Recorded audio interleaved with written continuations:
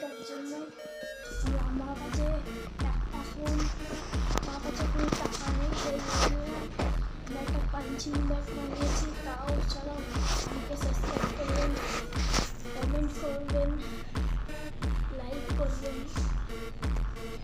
চলো এক ম্যাচ করা যাক বক্সিং। আমি এখন একটু প্র্যাকটিস করি,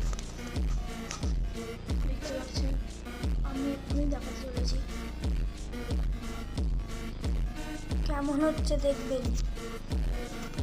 ডে 1-এ দেখুন আমি অনেকটা করে শিখছি, আমি ইউটিউব দেখে। কেমন হচ্ছে দেখুন, শেখার চেষ্টা করলাম। আমি লাস্টে পা দিয়ে একটা কিক মারবো, ওই কিকটা একটু কমজোর কিক।